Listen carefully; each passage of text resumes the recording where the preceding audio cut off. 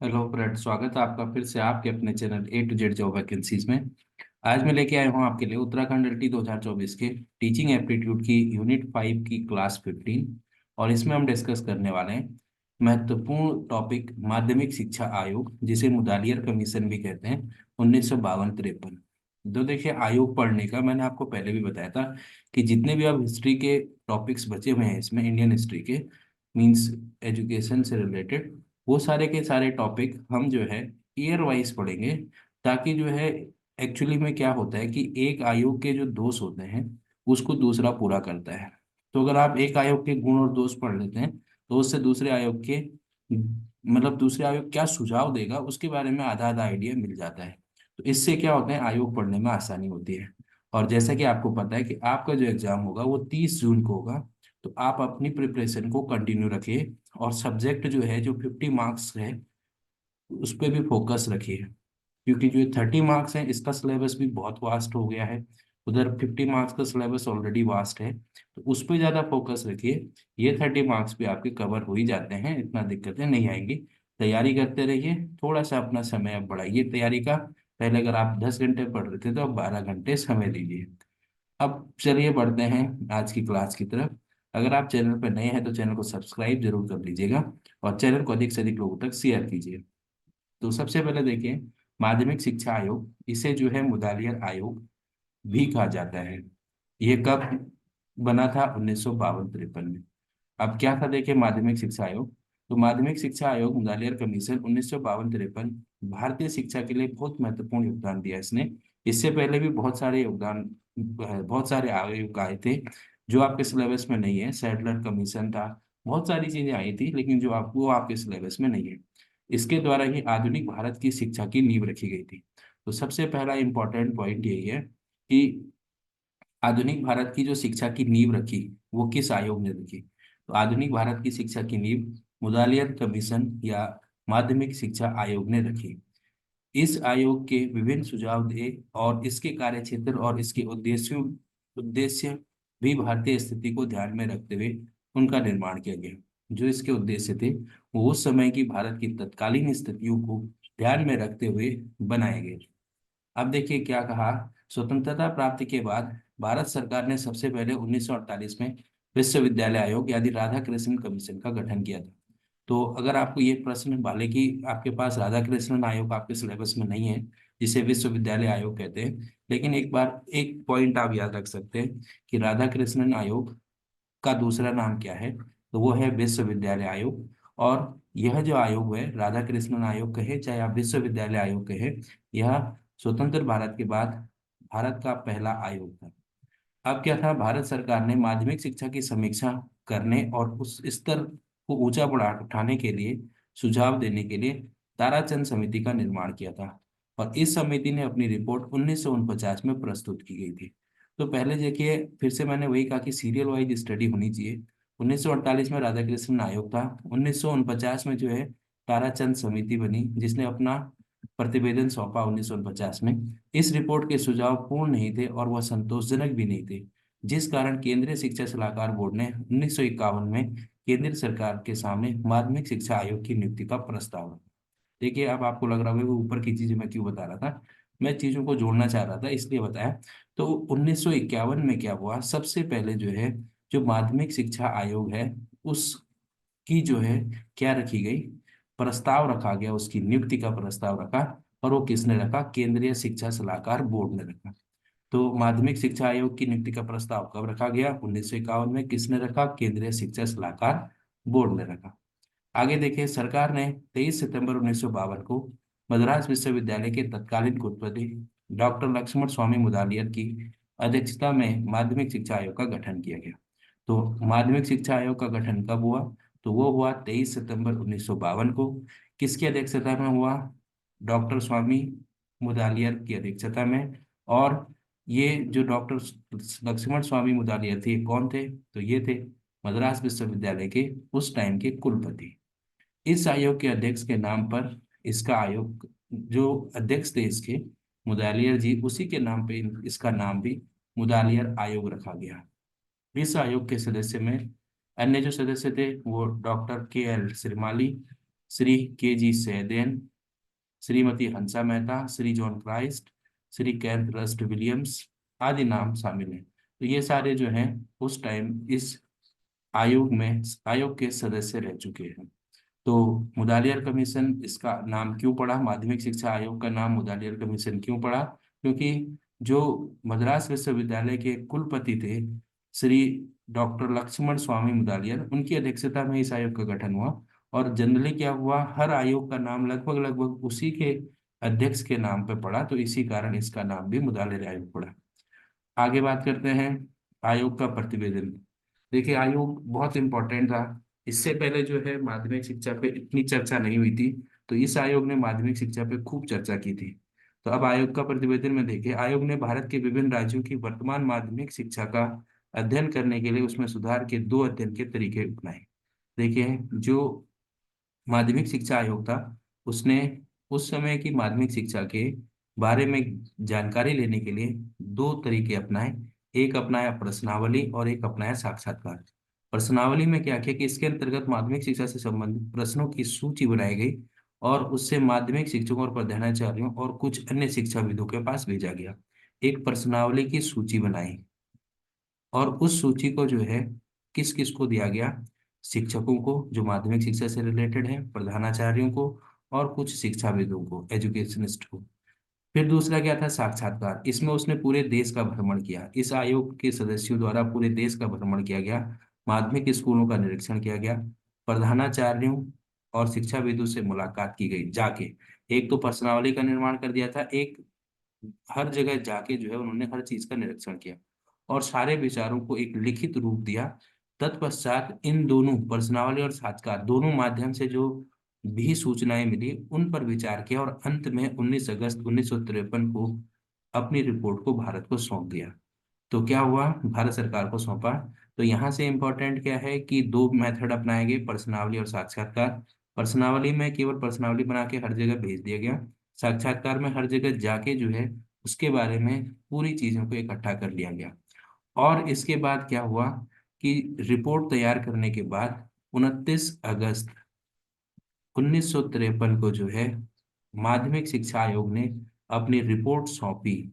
और ये रिपोर्ट किसको सौंपी, भारत सरकार को। क्योंकि अंत में जितने भी आयोग हैं उन्होंने सारी रिपोर्ट भारत सरकार को सौंपी, ताकि क्योंकि भारत सरकार ही उनको क्या करेगी, आखिर में पास करेगी। अब बात करते हैं कि ये प्रतिवेदन कितने पेज का था। तो इस तरह से जो रिपोर्ट बनी वो 244 पेजों की रिपोर्ट बनी, जिसमें 14 प्रकरण शामिल थे। यानी माध्यमिक शिक्षा के संबंध में 244 पेजों की एक रिपोर्ट बनाई गई, जिसमें 14 टॉपिक्स पे बात हुई। अब बात करते हैं कि आयोग के निर्माण के उद्देश्य, कार्य क्षेत्र क्या थे। तो भारत के सभी राज्यों में माध्यमिक स्तर पर छात्र अनुशासन की समीक्षा करना और उसमें सुधार या सुझाव देना। देखो, जो माध्यमिक शिक्षा आयोग था उसका कार्य क्षेत्र का मतलब है कि उसने किस किस चीजों में अपने सुझाव दिए। तो भारत के सभी राज्यों में माध्यमिक स्तर पर छात्र अनुशासन की समीक्षा करना, छात्र विद्यालयों में छात्र अनुशासन की समीक्षा की गई और उसमें सुधार के लिए सुझाव दिए गए। सभी माध्यमिक शिक्षा के प्रशासन और संगठन का अध्ययन किया गया और उसमें सुधार के हेतु सुझाव दिए गए। जो भी प्रशासन चल रहा है माध्यमिक शिक्षा में और संगठन चल रहा है, किस तरह से उसमें सुधार किया जा सकता है, उस पर बात कही। भारत के सभी राज्यों में माध्यमिक शिक्षकों के वेतन और सेवा शर्तों का अध्ययन करना और उनमें सुधार किया। देखिए, जो शिक्षकों का वेतन था उसके उसके बारे में भी चर्चा की गई और जो जॉब की शर्तें हैं उनको भी जो है उन पर भी अमल किया गया और उनके लिए भी क्या है, सुझाव दिए गए। भारत में माध्यमिक शिक्षा की समस्याओं का अध्ययन करना और उनके समाधान हेतु सुझाव प्रस्तुत करना, ये इनके प्रमुख क्या थे, उद्देश्य या कार्य क्षेत्र थे। उसके बाद बात करते हैं भारत में माध्यमिक विद्यालय की स्थिति, विद्यालयों की स्थिति का अध्ययन किया गया और उनमें सुधार किया गया। उसके बाद पाठ्यक्रम, शिक्षा के उद्देश्य और शिक्षा के स्तर, इन सब में सुधार किस तरह से हो पाए उस पर चर्चा की गई। माध्यमिक शिक्षा की परीक्षा प्रणाली पर अध्ययन किया गया, उसमें सुधार, परीक्षा प्रणाली पर भी चर्चा की गई। साथ में जो है शिक्षक के स्तर का अध्ययन करना और छात्रों की स्थिति का अध्ययन कर उसमें सुधार का सुझाव दिया गया। तो एक तो विद्यालयों की स्थिति को देखा गया और उसमें सुधार के लिए, फिर शिक्षा के पाठ्यक्रम शिक्षा के स्तर का अध्ययन किया गया, उसमें सुधार हुआ, सुधार करने के लिए जो सुझाव दिए गए। और फिर इम्पोर्टेंट चीज थी कि माध्यमिक शिक्षा की परीक्षा प्रणाली का अध्ययन कर उसमें सुझाव दिए गए। अभी आगे पढ़ेंगे कि क्या क्या सुझाव दिए गए। तो बढ़ते हैं। तो माध्यमिक शिक्षा आयोग ने, जैसे कि मैंने कहा कि आपको जो है, उसने सबसे पहले क्या कहा कि प्रशासन और वित्त संबंधी क्या सुझाव दिए। तो उसके अकॉर्डिंग प्रशासनिक ढांचा की जब बात करते हैं, तो प्रशासनिक ढांचे के संबंध में आयोग ने निम्नलिखित सुझाव दिए। पहले क्या चलता था, देखिए कैब चलता था, केंद्रीय शिक्षा सलाहकार बोर्ड। तो माध्यमिक शिक्षा आयोग का कहना था कि केंद्रीय शिक्षा सलाहकार बोर्ड की तरह ही राज्यों में भी, प्रांत में भी या राज्यों में भी प्रांतीय शिक्षा सलाहकार बोर्ड की स्थापना की जाए। तो पहला तो यही था कि जिस तरह से केंद्रीय शिक्षा सलाहकार बोर्ड केंद्र में चल रहा है, उसी तरह से हर राज्य में प्रांतीय शिक्षा सलाहकार बोर्ड बनाया जाए। दूसरा, जिन प्रांतों में अभी तक माध्यमिक शिक्षा बोर्डों का गठन नहीं किया गया है, उनमें इनका गठन कर दिया जाए और प्रांत का शिक्षा निदेशक उसके पदेन अध्यक्ष होंगे। क्या कहा कि जहां माध्यमिक शिक्षा बोर्ड नहीं है, बोर्ड ऑफ सेकेंडरी एजुकेशन नहीं है, वहां बोर्ड ऑफ सेकेंडरी एजुकेशन बनाया जाए और इसका पदेन अध्यक्ष जो है वो शिक्षा निदेशक के, प्रांत का जो शिक्षा निदेशक होगा वो इसका पदेन अध्यक्ष रखा जाए। तो जिससे क्या होगा कि यह बोर्ड माध्यमिक शिक्षकों का पाठ्यक्रम बनाने, माध्यमिक स्कूलों की मान्यता देने और उनका निरीक्षण कराने और अंतिम वर्ष में परीक्षा लेने और उत्तीर्ण छात्रों को प्रमाण पत्र जारी करने का कार्य करेगा। ये जिम्मेदारी इस बोर्ड की होगी कि वो जो है पाठ्यक्रम बनाएगा, मान्यता देगा, निरीक्षण करेगा, अंत में परीक्षा लेगा और प्रमाण पत्र जारी करेगा। तो ये दो बातें प्रशासनिक ढांचे से रिलेटेड थी। पहला कि प्रांतीय शिक्षा सलाहकार बोर्ड की स्थापना की जाए, और दूसरा प्रांतों में भी क्या हो कि बोर्ड ऑफ सेकेंडरी एजुकेशन, माध्यमिक शिक्षा का बोर्ड बनाया जाए। आगे बढ़ते हैं। तीसरा था शिक्षा निदेशक का कार्य शिक्षा मंत्री की शिक्षा के संबंध में सलाह देना, इसलिए इस पद को कम से कम ज्वाइंट सेक्रेटरी के समकक्ष रखा जाए। जो उन्होंने कहा कि शिक्षा निदेशक की नियुक्ति करनी है, वह शिक्षा मंत्री के ज्वाइंट सेक्रेटरी के समकक्ष रखा जाए, क्योंकि उस वह जो है शिक्षा के संबंधित सभी समस्याओं का सूचना बनाएगा और उसका काम करेगा। व्यक्तिगत विद्यालयों का प्रबंध कंपनीज अधिनियम के अंतर्गत पंजीकृत प्रबंध समितियों द्वारा ही हो। जो व्यक्तिगत विद्यालय हैं, प्राइवेट स्कूल हैं, उनका जो अधिनियम है, कंपनीज अधिनियम, उसके अंतर्गत ही उनकी जो है स्थापना की जाए, उनकी प्रबंध समिति का गठन किया जाए। यह समितियां शिक्षकों की नियुक्ति में सरकार द्वारा बनाए गए नियमों का पालन करें, यानी प्राइवेट विद्यालयों में भी जो टीचर पढ़ाएंगे वह सरकारी नियमों के अंतर्गत ही पढ़ाएं और विद्यालय के आंतरिक मामलों में किसी प्रकार का हस्तक्षेप नहीं करेगी। तकनीकी शिक्षा के लिए भी इसने बहुत बात की कि तकनीकी शिक्षा की व्यवस्था के लिए प्रत्येक प्रांत में बोर्ड ऑफ टेक्निकल एजुकेशन यानी तकनीकी शिक्षा बोर्ड की स्थापना की जाए, जो एआईसीटीई यानी अखिल भारतीय तकनीकी शिक्षा परिषद के निर्देशन में कार्य करेगा। यानी इनका कहना था कि जो टेक्निकल एजुकेशन है, देखें आज के जमाने में टेक्निकल एजुकेशन आ रही है शिक्षा के क्षेत्र में, लेकिन इसकी बात माध्यमिक शिक्षा आयोग ने 1952-53 में ही कर दी थी।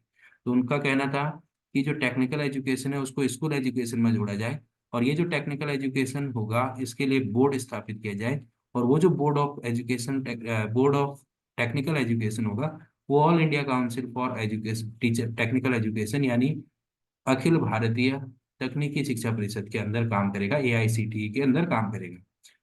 अगला था देखिए वित्त संबंधी। तो ये सारे जो थे प्रशासन संबंधी सुझाव थे। क्या क्या कि केंद्रीय शिक्षा सलाहकार बोर्ड की तरह प्रांतीय शिक्षा सलाहकार बोर्ड हो, फिर माध्यमिक शिक्षा बोर्ड की स्थापना की जाए, फिर उसके बाद तीसरा था कि शिक्षा निदेशक को जो है समकक्ष रखा जाए ज्वाइंट सेक्रेटरी के, कंपनीज अधिनियम के अंतर्गत प्राइवेट स्कूलों में जो है टीचरों की स्थापना हो, और तकनीकी शिक्षा की व्यवस्था के लिए बोर्ड ऑफ टेक्निकल एजुकेशन जो एआईसीटी के अंदर काम करे उसकी स्थापना हो। अब बढ़ते हैं वित्त संबंधी सुझाव, यानी आय व्यय संबंधी सुझाव क्या दिए गए। माध्यमिक शिक्षा आयोग की व्यवस्था को पूर्ण उत्तरदायित्व प्रांतीय सरकारों पर ही है, फिर भी केंद्रीय सरकार को उसके विकास और उन्नयन के लिए प्रांतीय सरकारों का आर्थिक सहायता देनी चाहिए। उस टाइम जो शिक्षा थी, माध्यमिक शिक्षा, वह पूर्णतः राज्य सरकार पर निर्भर थी, लेकिन उनका कहना था कि उस पर केंद्र भी सहायता करे। दूसरा, माध्यमिक स्कूलों को दिए जाने वाले दान आयकर से मुक्त हो। जो भी माध्यमिक स्कूलों में दान दे रहे हैं उसको टैक्स से बचाया जाए, इनकम टैक्स से बाहर रखा जाए, ताकि दान देने वालों की संख्या बढ़े। दूसरा क्या था, सरकार माध्यमिक स्कूलों के लिए भूमि की व्यवस्था यथासंभव निःशुल्क करे। जो भूमि बने स्कूल स्कूल भवन निर्माण के लिए, उस टाइम स्कूल कम बने होंगे, obvious सी बात है। तो जितने स्कूल ज्यादा बन सकते हैं उसको प्रोत्साहित करने के लिए निःशुल्क भूमि की व्यवस्था की जाए। और माध्यमिक शिक्षा में तकनीकी शिक्षा की व्यवस्था हो, जिससे उद्योगों पर कर लगाया जाए। तो ये थे वित्त संबंधी सुझाव। अब बात करते हैं अगला कि माध्यमिक शिक्षा आयोग ने जो है संगठन संबंधी सुझाव क्या दिए। तो माध्यमिक शिक्षा प्राथमिक शिक्षा के बाद शुरू हो, पहली चीज ये कही। यह शिक्षा 11 से 17 आयु वर्ग के बच्चों के लिए हो और इसकी अवधि 7 वर्ष हो। तो यानी माध्यमिक शिक्षा में कौन से आयु के बच्चे आए? 11 से 17 वाले। और जो पढ़ाई का पूरा माध्यमिक शिक्षा का जो पूरा कार्यकाल हो या पढ़ाई का काल हो, वो 7 वर्ष का हो, यानी 7 वर्ष में माध्यमिक शिक्षा कंप्लीट हो जाए। इसको दो भागों में विभाजित किया। 3 वर्ष की माध्यमिक सीनियर बेसिक और 4 वर्षीय उच्च माध्यमिक हायर बेसिक। तो इस तरह से 3 साल पहले होंगे जिसमें आपको सीनियर बेसिक कहा, वर्ष माध्यमिक कहा, और 4 वर्ष को उच्च माध्यमिक में डिवाइड किया। वर्तमान इंटरमीडिएट, उस समय जो इंटरमीडिएट की कक्षा थी उसको समाप्त कर 11वीं कक्षा को माध्यमिक शिक्षा में और 12वीं को डिग्री कोर्स में जोड़ा जाए। अब आपको और सा लग रहा होगा, लेकिन उस समय की यही बात थी कि जो 11 और 12 की कक्षाएं हैं, इनको उससे पहले क्या कहा जाता था? इंटरमीडिएट। अभी भी इंटरमीडिएट कहते हैं 12 को, लेकिन इन दोनों को कहा जाता था। उस टाइम क्या कहा कि 11 को जो है नीचे की क्लासों के साथ जोड़ दिया जाए, जिसे माध्यमिक शिक्षा बना दिया जाए इसको भी। और जो ये 12th है इसको डिग्री कोर्स के साथ जोड़ दिया जाए। इस प्रकार माध्यमिक शिक्षा 11 तक होगी और उसके बाद डिग्री कोर्स 3 वर्ष का होगा। विश्वविद्यालयों के जिन पाठ्यक्रमों, अब विश्वविद्यालय के बारे में क्या बात कही कि जहाँ कृषि, इंजीनियरिंग और मेडिकल आदि में न्यूनतम प्रवेश योग्यता इंटरमीडिएट रखी जाए और उनमें प्रवेश के लिए उच्चतर माध्यमिक के बाद 1 वर्ष का पूर्व व्यावहारिक पाठ्यक्रम शुरू किया जाए, ये बात कही। फिर उसके बाद अगला क्या था देखें, ये आपका 6 पॉइंट होगा, 6, 7, 8, 9 और 10। अगला क्या था कि ग्रामीण क्षेत्रों में माध्यमिक स्कूलों में कृषि शिक्षा की विशेष व्यवस्था की जाए। तो इसने जो है कृषि शिक्षा पर भी बल दिया। माध्यमिक शिक्षा आयोग से पहले कृषि शिक्षा पर बल देने वाला कोई भी आयोग नहीं था। इनमें कृषि के साथ बागवानी, पशुपालन और कुटीर उद्योग धंधों की शिक्षा का भी प्रबंधन किया जाए। इसका मतलब इसने जो है रोजगारप्रद शिक्षा देने का सुझाव रखा था कि रोजगार, देखिए सारी चीजें उसी से रिलेटेड है, बागवानी, पशुपालन, कुटीर उद्योग धंधे। फिर क्या कहा कि बड़े शहरों में पॉलिटेक्निक कॉलेज खोले जाए, पॉलिटेक्निक कॉलेज खोलने की भी जो है सुझाव दिया गया। आवासीय माध्यमिक विद्यालयों की संख्या बड़ी संख्या में खोला जाए, जो आपके रेजिडेंशियल स्कूल होंगे उनको ज्यादा संख्या में खोला जाए, विशेषकर उन क्षेत्रों के बच्चों के लिए जिनमें माध्यमिक शिक्षा की व्यवस्था नहीं है। उसके बाद कहा कि विकलांग बच्चों के लिए विशिष्ट विद्यालय खोले जाएं। तो छात्रों के लिए विशिष्ट विद्यालय खोलने की भी मांग रखी। और बालिकाओं के लिए अलग से बालिका विद्यालय खोले जाए। जिन क्षेत्रों में ऐसा करना संभव ना हो उन क्षेत्रों में सामान्य माध्यमिक विद्यालयों में सह शिक्षा की व्यवस्था खोली जाए की जाए। तो इसने कहा कि पहले तो बालिकाओं के अलग से विद्यालय खोल दीजिए, अगर नहीं खोल सकते हैं तो सह शिक्षा यानी को एजुकेशन की व्यवस्था की जाए। इसके बाद बात करते हैं माध्यमिक शिक्षा की पाठ्यचर्या की। तो माध्यमिक शिक्षा के पाठ्यचर्या के संबंधी क्या सुझाव दिए? तो इन्होंने माध्यमिक शिक्षा के पाठ्यचर्या से संबंधित आयोग ने सुझाव दिया कि सीनियर बेसिक पाठ्यचर्या और माध्यमिक स्कूलों की निम्न माध्यमिक शिक्षा की पाठ्यचर्या से समानता नहीं होनी चाहिए और इससे पूरे देश में एक समान होना चाहिए। उसने कहा कि माध्यमिक शिक्षा में जो भी पाठ्यक्रम चलेगा वो एक साथ एक जैसा चलना चाहिए। अब इसके संबंध में क्या सुझाव दिया कि सबसे पहले मातृभाषा पढ़ाई जाए, राष्ट्रभाषा हिंदी पढ़ाई जाए जिसकी मातृभाषा हिंदी नहीं है, अथवा कोई अन्य संज्ञा भाषा है जिनकी मातृभाषा हिंदी है। तो किसी के लिए पहले मातृभाषा, दूसरा राष्ट्रीय भाषा हिंदी पढ़ाई जाए, फिर तीसरा क्या है अंग्रेजी का ज्ञान दिया जाए। तो ये 3 भाषाएं हो गई। फिर उसके बाद सामाजिक विज्ञान, सामान्य विज्ञान, गणित, कला तथा संगीत, हस्तशिल्प और शारीरिक शिक्षा, इस तरह से इन 9 विषयों को रखा जाए। ये निम्न माध्यमिक शिक्षा की व्यवस्था थी। निम्न माध्यमिक स्तर पर इन 9 विषयों को रखा जाए। और उच्च माध्यमिक स्तर के लिए आयोग ने उच्च माध्यमिक स्तर की शिक्षा को 7 वर्गों में विभाजित किया और 7 वर्गों के अलग अलग पाठ्यचर्या निश्चित की। इनमें कुछ विषय और क्रियाओं के सभी वर्गों के समान है और अनिवार्य रूप से रखा जाए, अलग अलग कुछ ऐच्छिक रूप से रखा जाए। तो उच्च माध्यमिक स्तर को जो माध्यमिक शिक्षा आयोग था उसने 7 वर्गों में डिवाइड किया। इसमें कुछ विषय अनिवार्य होंगे और कुछ अलग अलग होंगे। अब ये जो सभी वर्ग हैं उसके लिए जो अनिवार्य विषय रखे गए हैं उसमें मातृभाषा अनिवार्य होगी, हिंदी अनिवार्य होगा, प्रारंभिक अंग्रेजी उनके लिए जिन्होंने माध्यमिक स्तर पर अंग्रेजी नहीं पढ़ी है।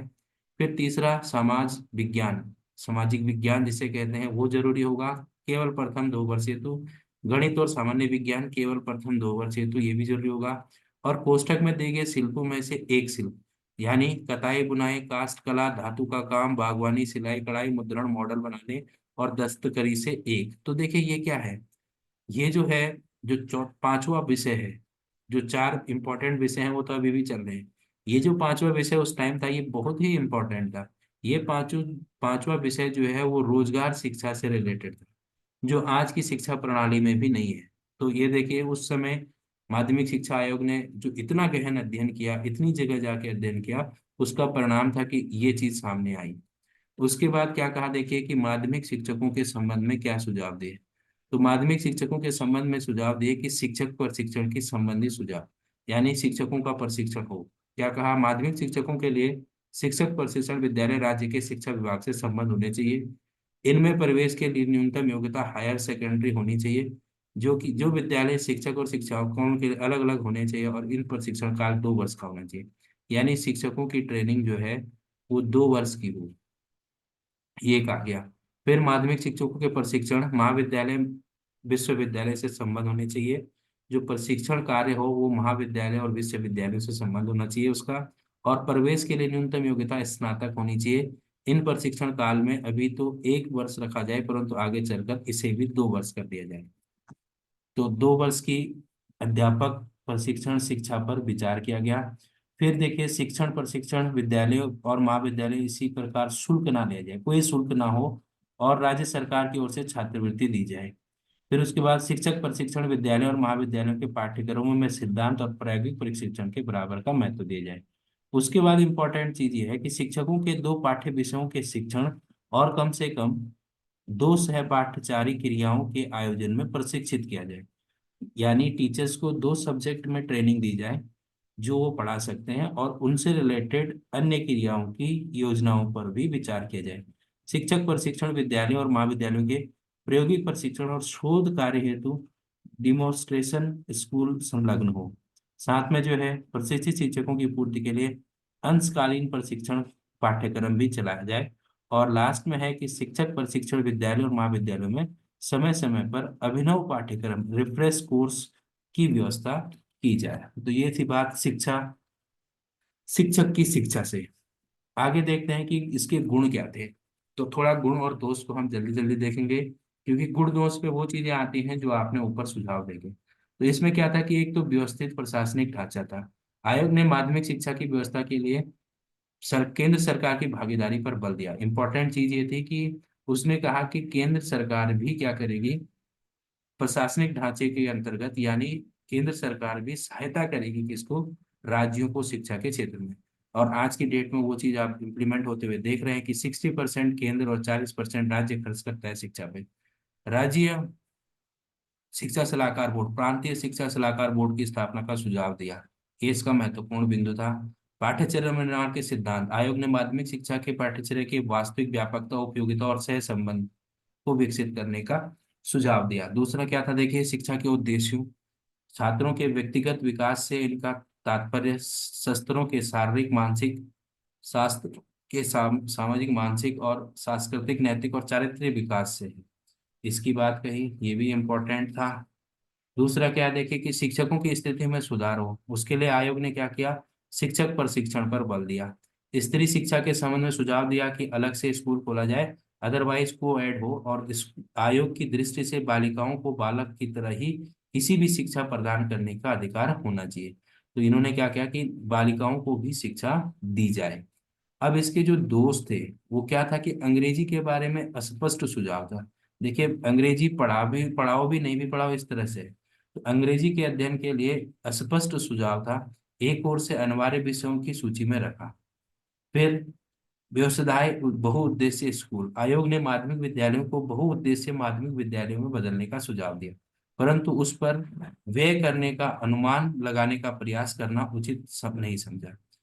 थोड़ा सा अपने जो आयोग की एक गलती ये थी कि जो अपना प्रतिवेदन दिया उसने, उसका क्षेत्र बहुत बड़ा कर दिया। इतनी चीजें एक साथ हो जाए वो इम्प्लीमेंट नहीं होंगी। फिर बोझिल पाठ्यचर्या का मतलब कि माध्यमिक स्तर पर 3 भाषाएं और सब मिलाकर 8 विषयों का अध्ययन करना। तो 8 विषय एक साथ पढ़ना थोड़ा मुश्किल था, वो एक आयोग की कमी थी। आगे बढ़ते हैं। गैर सरकारी स्कूलों पर अस्पष्ट सुझाव। जो प्राइवेट स्कूल हैं उन पे भी सुझाव क्लियर नहीं दिया, थोड़ा सा बात तो कही लेकिन उसको पूरा उपयुक्त तरीके से नहीं कहा। अनेक प्रकार के पाठ्यक्रम, आयोग ने माध्यमिक स्तर पर 7 वर्गों का निर्माण कर दिया और 7 वर्गों के कुछ कुछ विषय समान रखे और भिन्न वर्गों के भिन्न भिन्न रखे। तो 7 वर्ग थोड़ा ज्यादा हो गए। अब जब पूरे देश में 10+2+3 शिक्षा संरचना लागू हुई थी, यह वर्ग विभाजन अर्थहीन हो गया था। जो आपका क्या था कि 10 इसको इधर रखा जाए, 11th को और 12th को उधर रखा जाए, तो थोड़ा सा ये भी आप आयोग का गलत डिसीजन कहा जा सकता था। तो ये था आपका माध्यमिक शिक्षा आयोग। होपफुली आपको ये क्लास अच्छी लगी होगी। इसके बाद मैं लेके आऊंगा कोठारी आयोग, जो बहुत इंपॉर्टेंट है। कोठारी आयोग से एक प्रश्न आपका बनेगा ही बनेगा। तो इसी तरह की क्लासेस के लिए बने रहिए आपके अपने channel A to Z job vacancies के साथ। अगर आपको कंटेंट पसंद आ रहा है तो लाइक शेयर और कमेंट जरूर कीजिए। और अगर आप चैनल पर नए हैं तो चैनल को सब्सक्राइब कीजिए, अपने अधिकतम लोगों तक चैनल को शेयर कीजिए। मैं आपके लिए आऊंगा next class. All the best, good luck, preparation करते रहिए। एग्जाम डेट 30 जून याद रखिए।